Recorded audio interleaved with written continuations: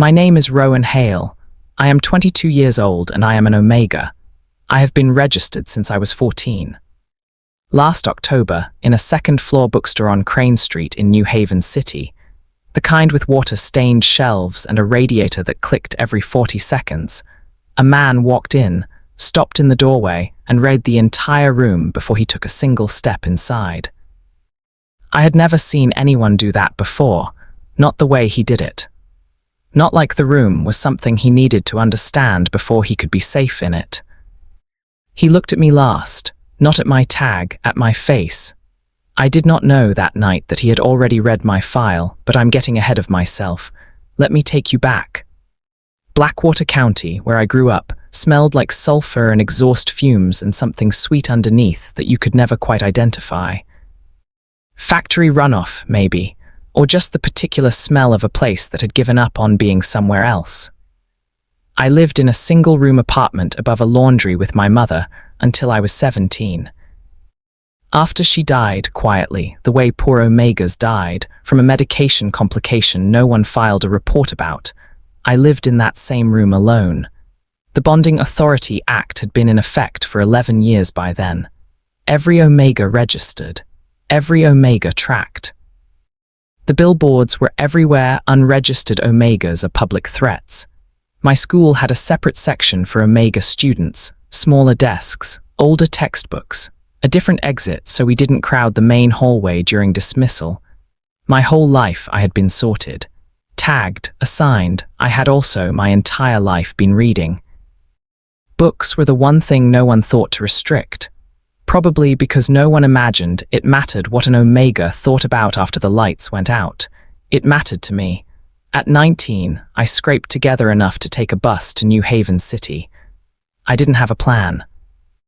I had a bag, a suppressed heat cycle, and the name of a beta woman named Lena Cross, who rented a room in a shared apartment to people who couldn't pass a standard background check.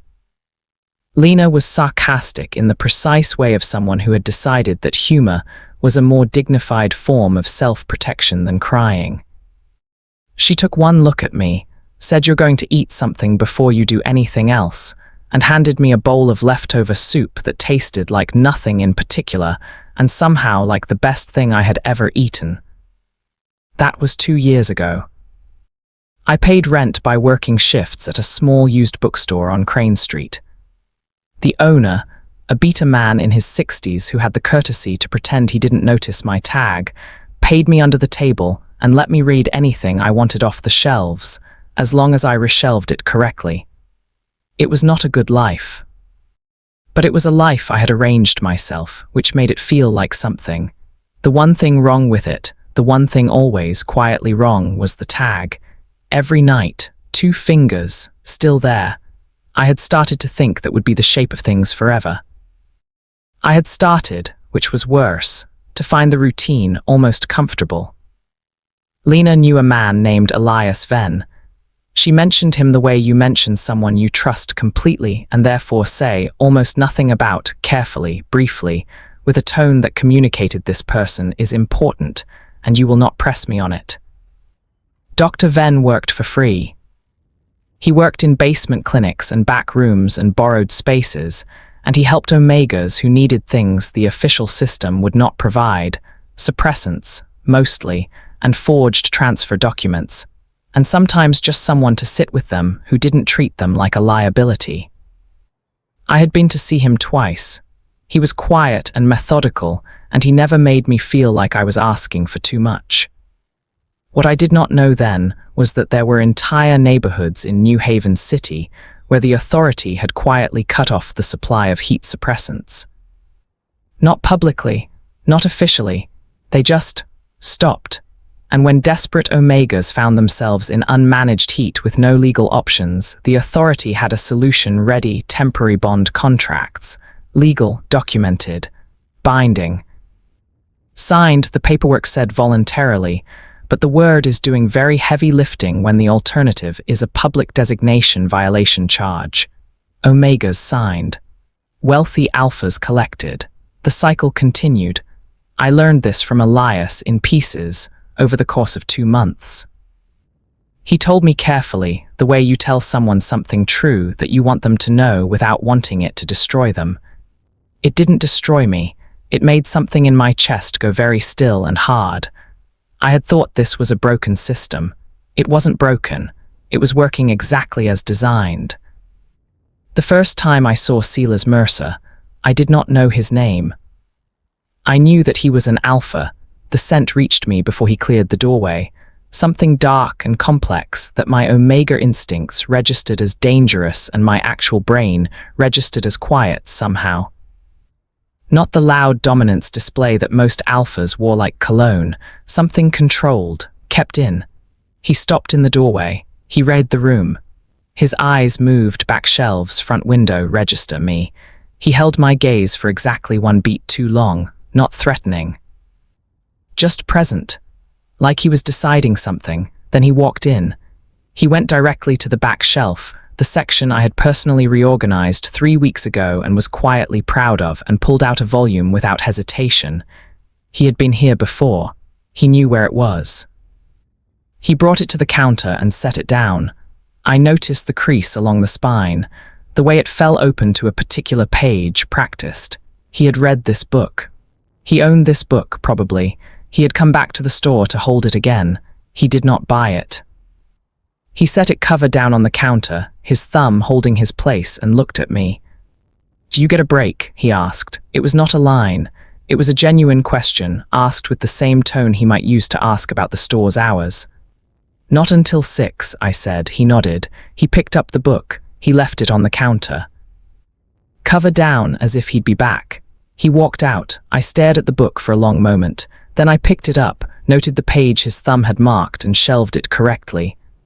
My hands were not shaking. I checked. Lena, who had stopped by to walk home with me, appeared from the philosophy section, where she had apparently been standing this entire time. "Who was that?" she said. "I don't know." He looked at you like, "Don't." I was going to say like a person. I didn't answer. I pressed 2 fingers to my tracking tag, still there. He came back, not that night. 3 days later, same time, same doorway, same pause. He set the same book on the counter, same thumb hold. He had been reading it again. "I wanted to ask," he said, "whether you'd had dinner. With you." "Yes." I looked at him. He looked at me. The scent thing was happening again, that quiet, complicated pull that my omega biology filed under mate response, and my rational mind was vigorously disputing. "You're an alpha," I said. "I'm aware. From New Haven." "Yes, the kind with a family name." He didn't deny it. He didn't confirm it either. He just waited. I should have said no. I had a good system. I had a room I paid for myself and a job that asked no questions and a beta friend who was loyal and a doctor who helped when he could. I had a system. I said, "There's a place on Merritt Street. Betas only." "No scent register at the door," he said. "I'll meet you there." He picked up his book. He left it on the counter again. I do not know how to explain what dinner with Silas Mercer was like, except to say that for approximately an hour and a half I forgot to be afraid. Not because he was charming. He was not charming, particularly. He asked questions and then listened to the answers the way people rarely do, as if the answer were information he was actually planning to use. He did not tell me what I was allowed to say or correct my opinions on anything or look at my tag with the particular expression that meant I see it. I'm being polite about it. He looked at my face when I talked. It sounds like nothing. It was not nothing. There was a moment, halfway through, when I said something dry about the bookstore's filing system and he almost smiled. Almost. The corner of his mouth moved and then stopped, as if he'd caught it. I noticed. I notice everything. I noticed that I noticed. That was the part that worried me. If you have ever stood on a street corner at midnight trying to decide whether the thing you want to trust is actually trustworthy or just better at hiding what it wants, you already know the particular math I was doing on the walk home. Lena was awake when I got back. "Well," she said, "he listened when I talked." "That's a low bar, Rowan. You'd be surprised," I said, "how high it feels from here. We saw each other 3 more times before the checkpoint. Each time, Silas asked no more than I offered. Each time, something in me recalibrated, not toward trust exactly, but toward the consideration of trust. The way you start slowly testing weight on a bridge you're not sure of. The fourth time we met, we were in his car, driving east toward a clinic where Elias needed help moving supplies. Silas had offered without being asked, with no explanation of why he knew about the clinic or what he wanted in return. I had not asked. Not yet. We were 20 minutes out of the city when we hit the checkpoint. They had appeared overnight. The authority occasionally ran sweep operations. No notice, no pattern. Just orange cones and portable scent scanners and officers in grey uniforms who spoke to alphas differently than they spoke to omegas. The line moved slowly, 3 cars ahead of us. Then 2. Silas said nothing. His hands on the wheel were completely still. I pressed 2 fingers to my wrist. "They're doing profile scans," I said.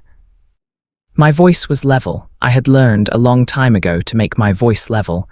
If they pull my registration, they won't. You don't know that.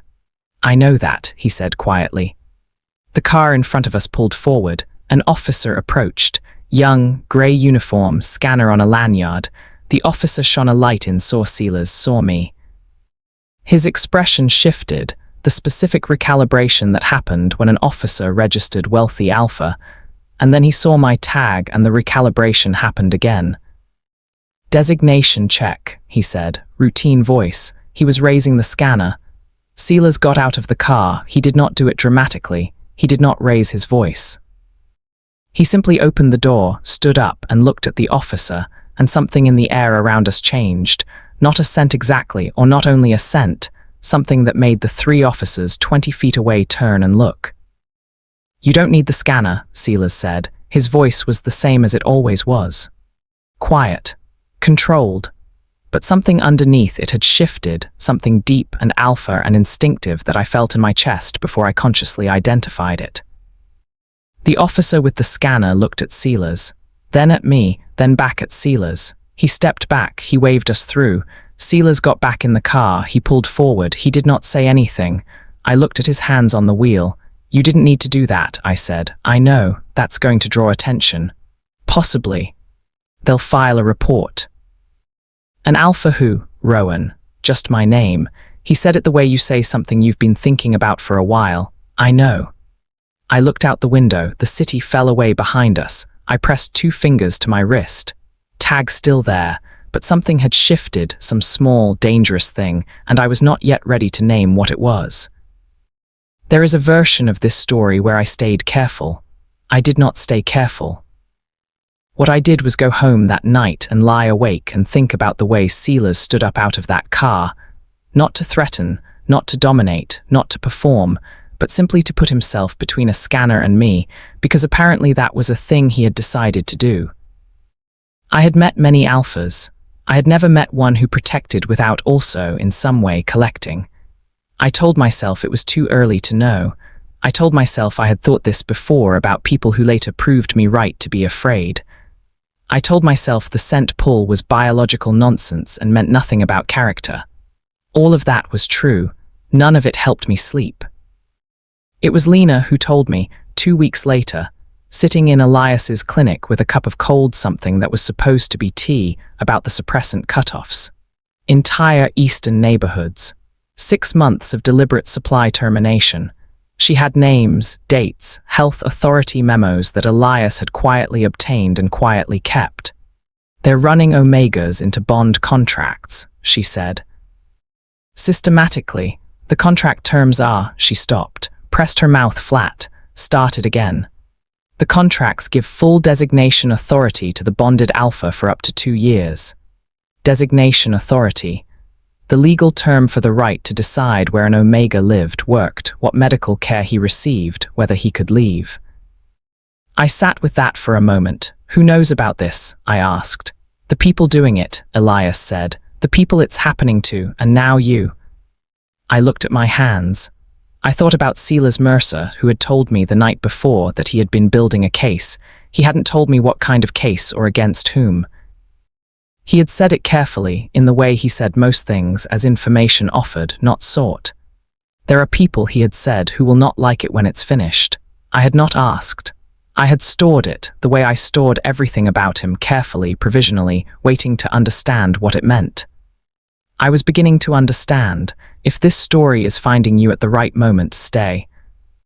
There are more like this one, and none of them end where you expect.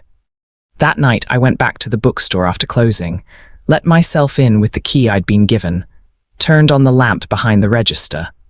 The book was still on the counter, Silas's book, the one he kept not buying. I picked it up, opened to the page his thumb had held. It was a passage about borders. About the difference between a boundary drawn to keep something safe and a boundary drawn to keep something contained. I read it twice. I shelved it. I pressed 2 fingers to my tag. Still there. Something was coming. I could feel it the way omegas feel weather in the body before the mind catches up. I turned off the lamp. I went home. 3 weeks later, a different part of the city, the same problem. The auction was not advertised. You found out about it the way you found out about most things in New Haven City, that the authority officially didn't allow and unofficially ran, through someone who trusted you enough to tell you, who had heard it from someone else who trusted them, in a chain of quiet words passed in back rooms and basement clinics and borrowed cars. Silas told me about it on a Tuesday. He didn't ask whether I wanted to go. He said, "There's something you need to see. You don't have to, but I think you should." I thought about saying no. I said, "When?" The building was a converted warehouse on the south waterfront. From the outside, it looked like nothing. Dark windows, no signage, a parking lot with expensive cars arranged with the specific carelessness of people who don't worry about their cars. Inside was different. The lighting was low and warm, the way expensive restaurants are lit. There were servers with trays. There were men in suits drinking things from glasses that caught the light. There was a murmur of conversation, pleasant and continuous, as if this were an event with a purpose that everyone understood and no one needed to explain. And in the center of the room, glass chambers. 4 of them, arranged like installations, each one lit from above. Inside each one an omega, standing, chained at the wrist to a fixture in the wall, not cruelly, not dramatically, just functionally, as if the chain were part of the architecture. The bidding hadn't started yet. Men were circulating, looking. The way you look at things you are considering owning. Silas stood very still beside me. His scent had gone controlled, that deliberate compression that I had learned to read as him managing something large and dangerous in himself. He did not touch me. He did not speak. I looked at the chambers. In the second one from the left, a young man, maybe 19. His eyes were moving constantly, cataloging exits, faces, distances. He was doing what I had spent my entire life learning to do, reading a room for threat, calculating survival margins in a situation where he had none. He looked up. He found my face. He walked to the glass as far as the chain would allow. He pressed his hand flat against it. I didn't move. His mouth shaped 2 words, no sound through the glass. But I had spent enough of my life reading lips when I wasn't supposed to be listening. "Please, don't leave." I stood there in that warm and pleasant room, surrounded by men holding wine glasses, and something inside me that had been held carefully in place for a very long time came fully undone. Not with noise. The undoing was very quiet. It happened behind my face where no one could see it. If you have ever looked at something that you had always known was true, a thing you had protected yourself from knowing all the way, and felt the protection fail all at once, you already know what that room felt like from the inside. I turned to Silas. He was watching me. "Not the chambers, me. You brought me here," I said. My voice was level. I had practiced at level for 22 years. "Why?" "Because," he said, "I needed you to see what I'm trying to stop, and because I needed you to know why it matters to me that you understand it." "Your family," I said. "The Mercers," a pause, 1 beat too long. "Some of them," he said. He told me in the car on the way back. Not everything. I understood later that he was still measuring how much was safe for me to know, how much knowing could become a liability if I were ever stopped and scanned and interrogated. But enough. The Alpha Council. His father's network. The way the auction we had just left was one of 12 currently operating in the Northeast Corridor, all of them running through a shell company that listed Edric Mercer as a silent partner. His father. I sat with that in the passenger seat and looked at the water rushing past the window and thought, I knew.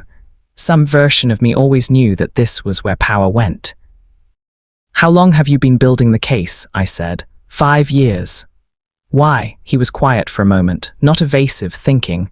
Because I had access, he said, and because I knew what was happening and I had a choice about what to do with that knowledge, and because I had stopped being able to look at the choice without acting on it.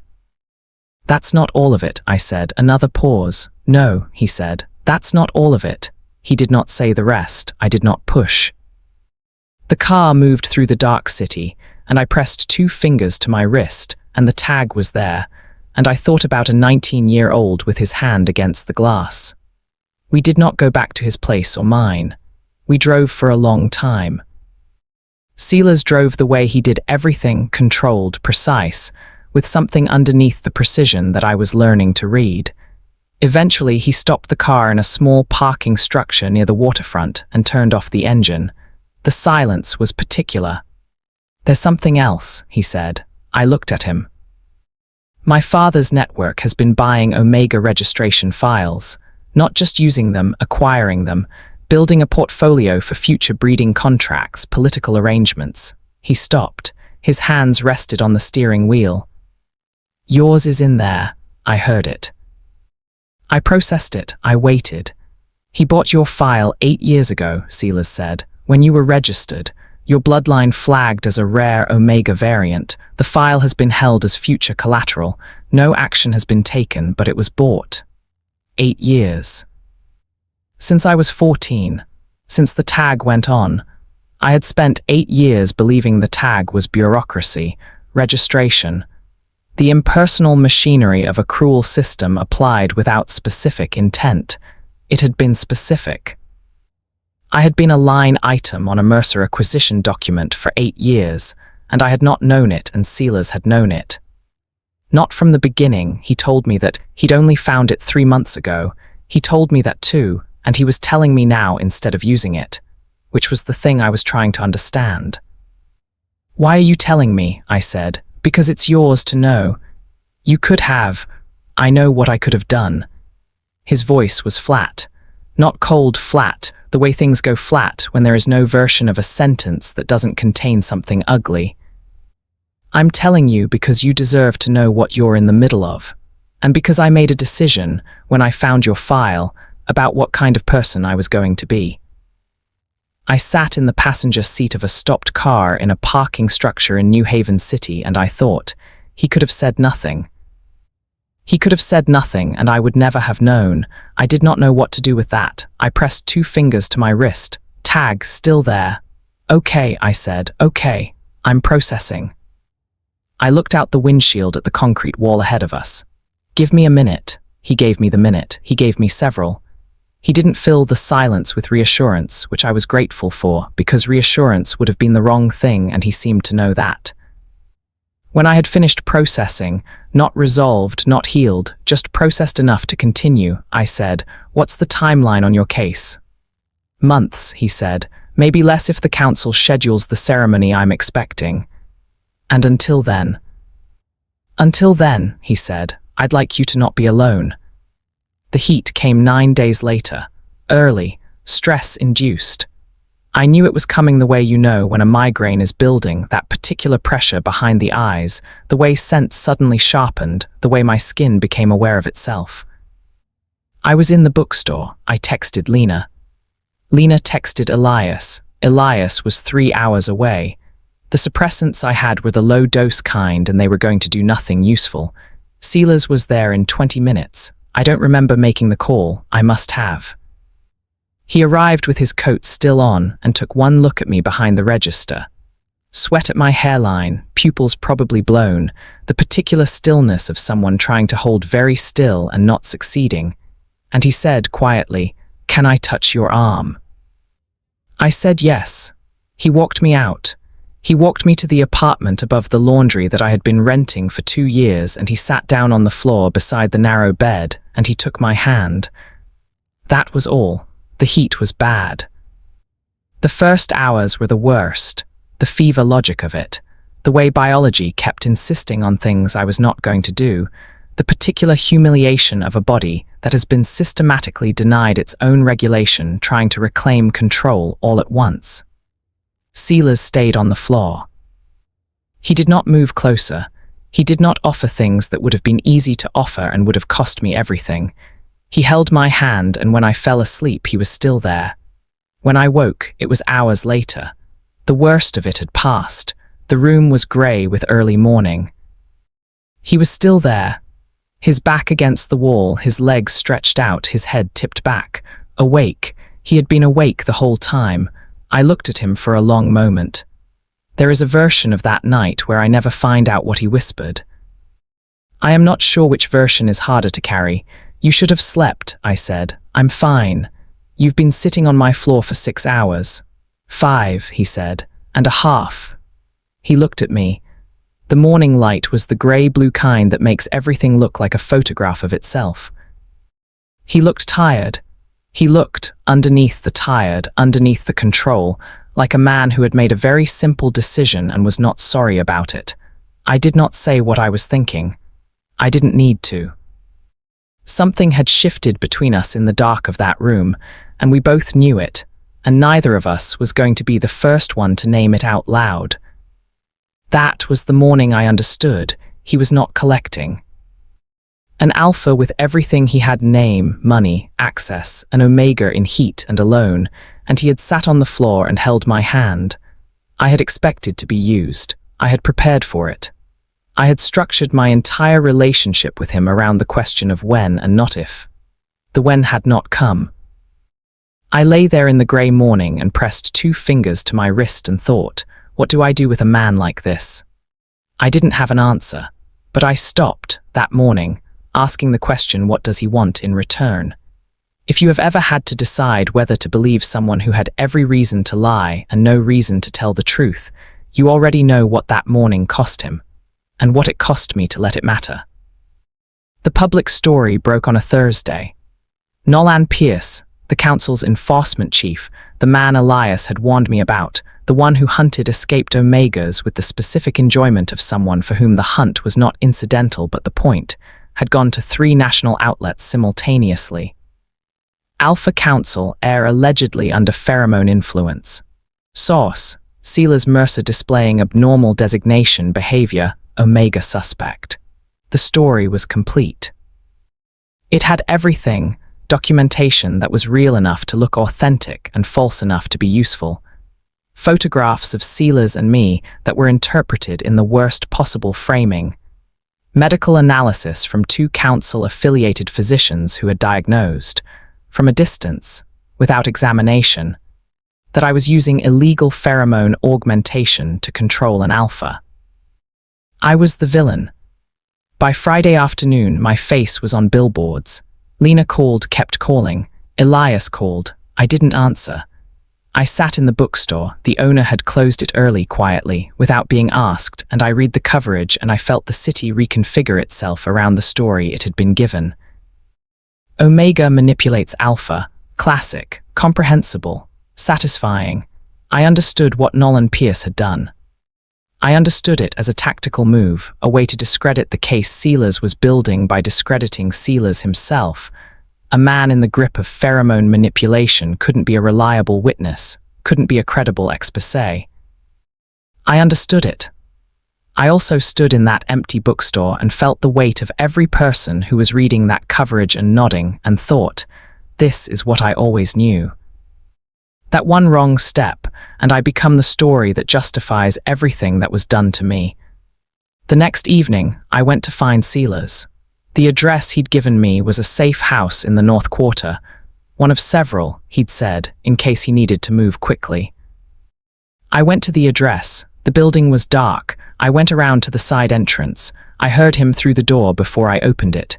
His voice. Low, controlled, the specific flatness of someone conducting a conversation they cannot afford to let become anything else.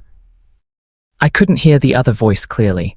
A phone call. He was saying names I recognized, council members. He was saying dates. He was saying the timeline holds. The location remains as agreed.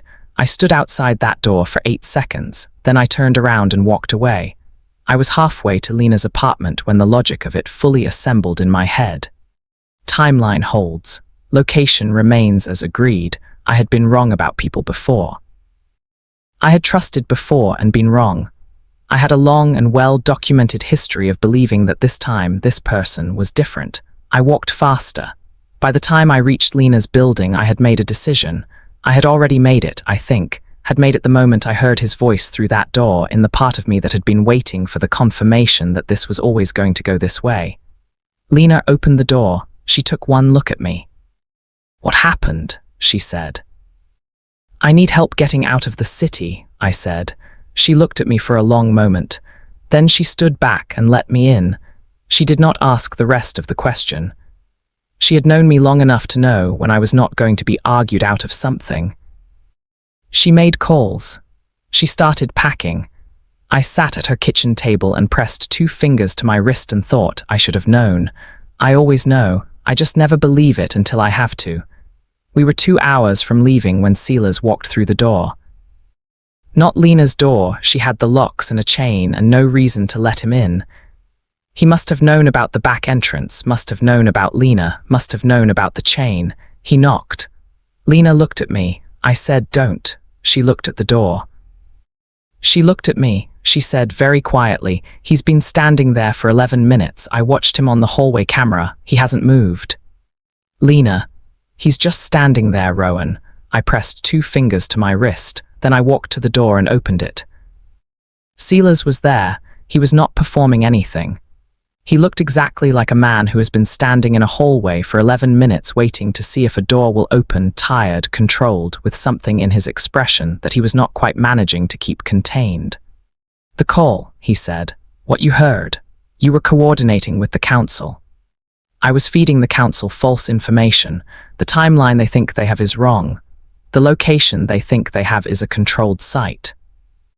They're going to show up to the ceremony expecting. He stopped, recalibrated. I was giving them enough to feel secure so they would not change the actual date because I need them there. I looked at him. "I couldn't tell you," he said. "If you were stopped and scanned and questioned, not knowing was the only protection I could give you." The hallway was quiet. I thought about the 19-year-old with his hand against the glass. I thought about my file and his father's files. I thought about 5 hours on a floor with my hand held and nothing asked for. I thought about a conversation through a door that I had heard half of and had built an entire conclusion around, the way I always did, the way I had been doing my whole life, because being wrong toward trust had always cost me more than being wrong toward fear. I said, "If you're lying to me," "I know," he said. "I'll leave, I'll disappear, I'm good at it." "I know that too," he waited. I stepped back from the door. 11 months later. A small town on the Oregon coast, still raining. The cafe opened at 7 every morning. I unlocked the door, turned the sign, started the kettle. The same sequence every day for 11 months. The town was small enough that most of my regulars knew the sequence too, knew to arrive at 7:15, when the first batch was ready, when the door had been open long enough that the warmth had reached the front window. The cafe had no name on the sign, just an address, the kind of place you had to know about to find. That was intentional. There was a back room with 6 cots and a bathroom and a door that locked from the inside. There was a supply rotation that Elias coordinated from 3 states away. There was a list, handwritten, updated weekly, of contacts in 11 cities who could move someone quickly if quickly was what the situation required. Lena ran the list. She had turned out, somewhat to my surprise and not at all to hers, to be extremely good at logistics. I ran the front. I made things. I let people sit as long as they needed. I did not ask for documentation. On the counter, near the register, 1 book, a worn spine, a particular page it fell open to, practiced. I had found a copy in Portland 8 months ago in a store not unlike the one on Crane Street. I had recognized it immediately, the way you recognize a thing you have been carrying in your mind without a name for it. I bought it without thinking. I brought it back. I put it on the counter. I told myself it was decoration. It had been there for 8 months and I had not moved it, and I was not going to examine that too carefully. What happened in New Haven City, I will tell you as briefly as I can, because some of it I only know from the recordings and the ones I was present for are not easy to recount in sequence. The council's grand ceremony was scheduled for November evening. Black tie. Civic Center. Live streamed on 3 major networks because the authority liked to make its continuity visible, liked to show the public that nothing was changing, that the structures held, that the people inside the structures were confident and unthreatened. Silas walked in as a guest. He had been invited. He was, after all, the Mercer heir. His presence was expected and his suit was correct, and he smiled at the right people in the receiving line, and no one who looked at him would have known. I was not there. I was in a different building with Lena and Elias, watching a laptop screen in a room that smelled like takeout containers and nervous sweat. What Silas had, what he had spent 5 years assembling, was a file. A complete one. Edric Mercer's network, the trafficking routes, the auction records, the shell companies, the registration file purchases, the names of the 12 council members who had signed off on the suppressant cutoffs in the eastern neighborhoods. Everything. He had made copies. 17 copies, distributed to 17 locations, each held by someone the council did not know existed. At 8:43 in the evening, while the council was mid-ceremony, while the cameras were live and the public was watching, Silas walked to the podium, invited, expected, a Mercer at a Mercer event, and he began to read from the file. He read for 6 minutes before they cut the feed. The feed had already been routed to 11 alternative platforms that carried it for another 4. 10 minutes of Silas Mercer at a live podium, dismantling his own family's empire in front of the country that had been built to protect it. I watched it on a laptop screen in a room in New Haven City, and I did not breathe for most of it, and Lena held my arm the entire time. Then the building's power cut. Then, 40 seconds later, the explosion. Controlled, Elias said later. Targeted. The structural damage was confined to the East Wing, no civilians, no staff, but the East Wing was where Silas had been standing. The news ran the footage for 3 days. Mercer presumed dead, Alpha Council in emergency session. Edric Mercer arrested, Bonding Authority Act under federal review. I watched none of it after the first morning. I left New Haven City on the 4th day. I had been planning to leave anyway. The safe house had a limited window. And Nolan Pierce, who had survived the explosion with minor injuries, and the particular indignation of a man whose entire professional framework has just been publicly demolished, was still operational and still looking. Elias had the Oregon contact. Lena had the logistics. I had a bag and a name that was not quite mine and a tracking tag that a clinic in New Jersey had removed, legally, finally, under the emergency designation review that Silas's exposure had triggered. The inside of my wrist was lighter without it, pale where the tag had been, a faint rectangular mark that was already fading. I pressed 2 fingers to the bare skin the first night in Oregon, nothing there, just skin. I did it again the second night, and the third. By the 11th night, I had stopped doing it. By the 43rd, I opened the cafe. What I will not tell you in sequence, the way the first month felt, the specific quality of not knowing. I am not going to narrate grief into something clean and proportional, because it was not.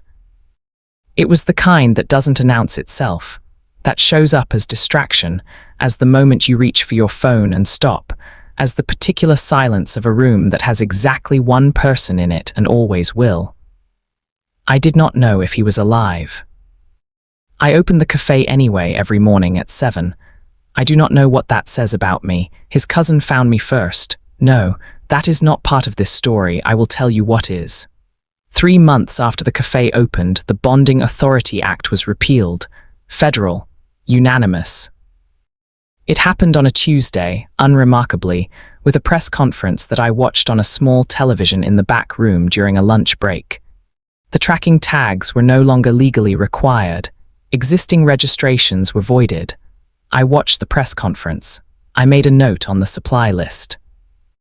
I went back out front and served 3 people who had driven 4 hours from Portland because someone had given them the address and told them there was a safe room in the back. That night, alone in the cafe after closing, I picked up the book from the counter. I opened it to the page it always fell open to, the passage about borders. The difference between a boundary drawn to keep something safe and a boundary drawn to keep something contained. I read it once. I put it back on the counter, cover down, the way he had always left it. I did not examine why I did that.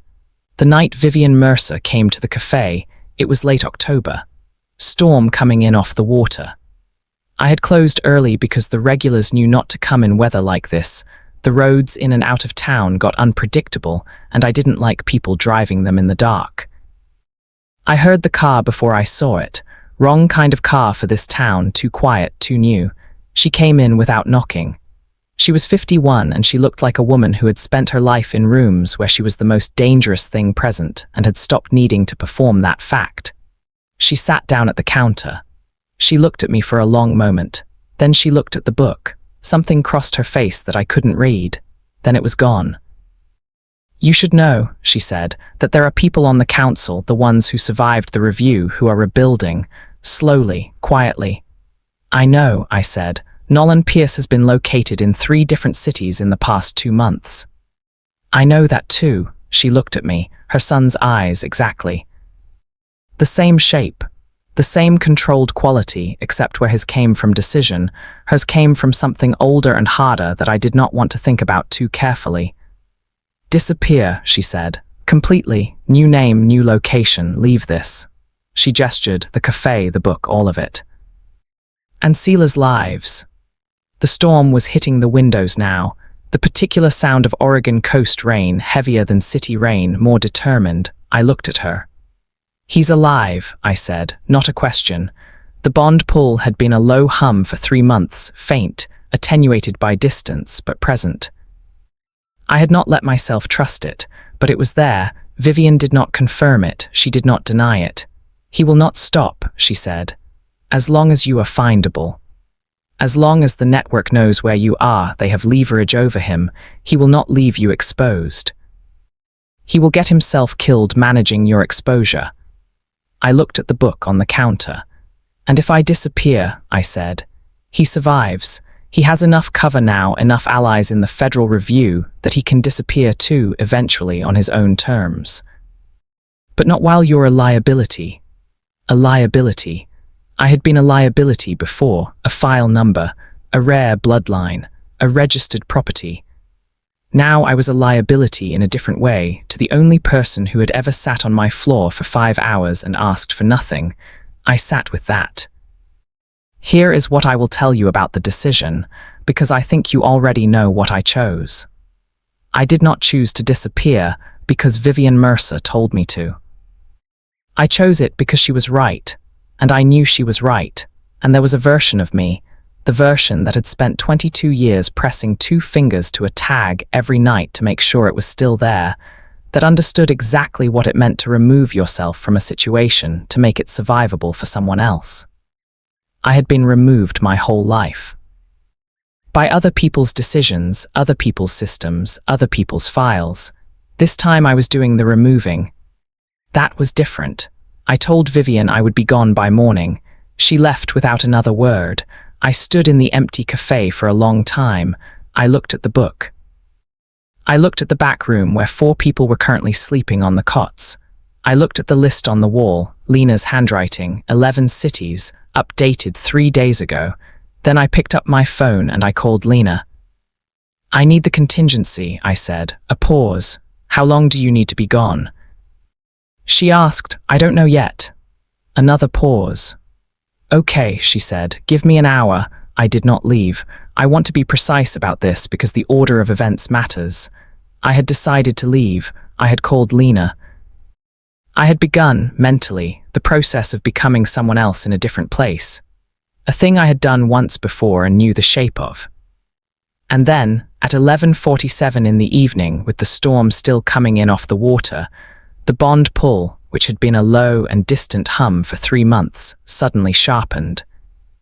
Not dramatically, not like a film, like the difference between hearing something through a wall and hearing it through an open door.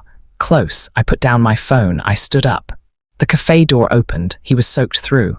The storm had been going for 2 hours, he had clearly been in it for most of that. He stopped in the doorway, he read the room. His eyes moved back shelves, front window, register, me. He held my gaze for exactly 1 beat too long. I had not moved. I was standing behind the counter with my phone in my hand and my coat on the hook by the door, and Lena waiting on the other end of a call I had not ended. He was thinner. There was a scar along his jaw that had not been there before, healed, but present. He was wearing someone else's jacket. He looked exhausted in the deep way of someone who has not slept without listening for a long time. He looked, underneath all of that, like a man who had walked through a very large amount of difficulty to get to a specific door and was now standing in it. He did not say anything. Neither did I. I put the phone to my ear. "Lena," I said, "cancel the contingency." A pause. "Okay," Lena said. I ended the call. Silas took 1 step inside. He stopped. He was letting me set the distance. He had always let me set the distance. I looked at him. I looked at the scar. I looked at his hands, which were still, the same way they had been still on the steering wheel of a car a long time ago, outside a checkpoint before everything changed. I looked at the book on the counter. He looked at it too. Something crossed his face, not surprise. Something quieter than surprise, recognition maybe of a particular kind. "You found a copy," he said. "You kept leaving it behind," I said. He looked at me. "I knew you'd raid it," he said. "I wanted to give you a reason to." The storm hit the windows. The radiator in the corner clicked, older than the one on Crane Street, the same sound. The same 40-second interval, approximately. I had never told him about the radiator on Crane Street clicking. He would not know why I almost smiled at that. I came around from behind the counter. I stopped in front of him. He was still letting me set the distance. He had not moved. He was going to stand there, soaking wet in someone else's jacket for as long as it took, and I understood, looking at him, that this was not patience. This was the specific restraint of a man who had learned, at some point, that the most important things had to be chosen freely, or they meant nothing. He had learned that from me, and I had learned it from having it taken away. I reached out. I pressed 2 fingers to his wrist. Bare skin. No tag. No registration number. No file. No property of anyone. Just a pulse. He went very still. I felt it, his heartbeat under my fingertips, steady, real, present, and something in my chest that had been held in careful suspension for 11 months settled into place with a quietness that was almost unbearable. "Your mother came tonight," I said. "I know," his voice was low. "I got here as fast as I could. She was right about the liability.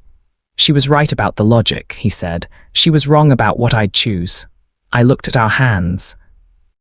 My 2 fingers still on his wrist, the pale rectangle on my own wrist, almost gone now, the ghost of the tag fading month by month. "I was going to leave," I said. "I know. I had decided." "I know that too," he looked at me. "Rowan, I know." And then, because we had both been very careful for a very long time, and because the distance between us at that moment was exactly the length of my own decision, I closed it. I took his hand, not the 2-finger press. His whole hand, both of mine around it. He exhaled, 1 slow breath. Like a man who has been holding something heavy for 11 months and has just been told he can put it down. His other hand came up. Careful. He cupped my face the way you hold something you were afraid was gone. His thumb traced the line of my jaw. I had prepared for 2 years. For the moment a powerful alpha touched me and I would have to decide what it cost. It cost nothing. It felt like the absence of something, the weight I had carried so long I had forgotten it was weight, the vigilance, the maintenance, the 2 fingers every night to make sure I was still contained. Gone, he pressed his forehead against mine, his eyes closed. I don't want the name, he said. I don't want the empire, I don't want any of it. I know, I said. I just want, he stopped. I know, I said again. Outside, the storm was still coming in. Inside, the radiator clicked. The book sat on the counter, cover down, held open to a page about the difference between boundaries that protect and boundaries that contain. I tilted my head up. He kissed me, not dramatically, not like the culmination of something, but like a question he had been waiting a long time to ask in the right language. Like something true said quietly, after a long time of saying it in other ways. I kissed him back. Later, much later, when the storm had moved inland and the cafe was quiet and Silas was asleep in the back room for the first time in what was clearly a very long time, I went to the door. I took my jacket off the hook. I walked down to the water. It was still raining. Softer now, the particular Oregon coast softness that is less like weather and more like the air deciding to be wet. I reached into my jacket pocket. The tracking tag was there. I had kept it. I was not entirely sure why, some version of the same reason the book had stayed on the counter, the same reason I pressed 2 fingers to my wrist every night for 8 years. Evidence. Proof that something had been real, that it had happened, that I had survived it. I held it for a moment, then I threw it into the ocean. It disappeared before I heard a sound. I stood there in the rain. Behind me, up the small hill, the cafe light was on. Silas was in there. Lena would call in the morning. Elias would have updates on the Federal Review. There were 4 people sleeping on the cots in the back room and more coming next week, and the list on the wall needed updating, and the book was on the counter and the world was not fixed, not even close, but it had cracked. We were standing in the crack. I pressed 2 fingers to my wrist. Bare skin, a fading ghost, a pulse, my own. I went back inside.